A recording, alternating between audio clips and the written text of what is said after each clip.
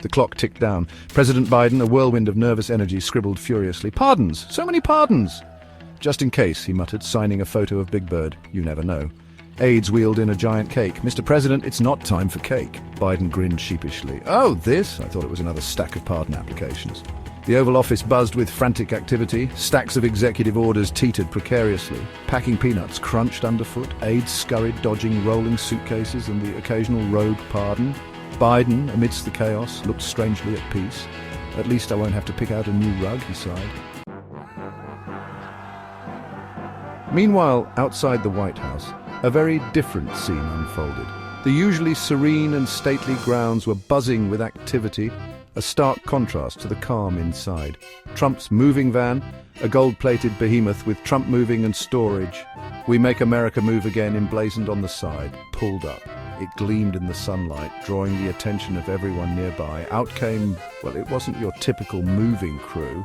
This was a spectacle, a parade of characters that seemed straight out of a reality TV show. There was a guy in a golf shirt who looked vaguely familiar. He moved with a casual air, as if he were on a leisurely Sunday outing rather than a high-stakes moving operation. A group of women who seemed to have wandered in from a beauty pageant. They were dressed in evening gowns, their sashes glinting in the light, adding a surreal touch to the scene. And a man in a too-tight suit carrying a golden toilet plunger with an air of quiet dignity. He held it like a scepter, as if it were a symbol of some strange new order. "All right, team," boomed a voice, and Trump, resplendent in a moving uniform 2 sizes too small, emerged. He commanded the scene with the confidence of a seasoned showman. "Let's move it, people. Time to make the White House great again. Again!"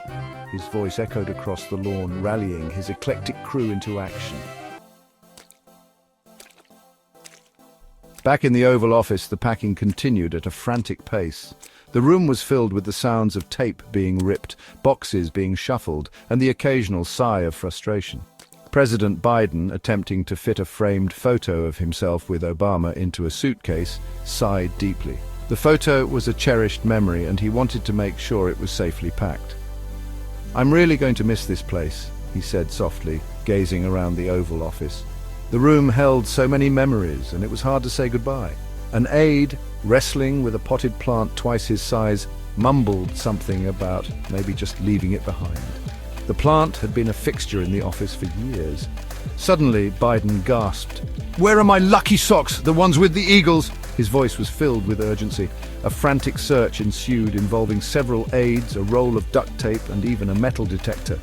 The socks were nowhere to be found, and the tension in the room was palpable. The missing socks remained elusive.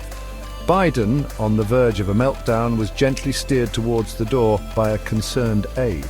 The stress of the move was clearly taking its toll.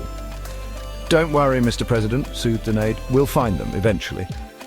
The reassurance was a small comfort in the midst of the chaos, but it was enough to keep things moving forward.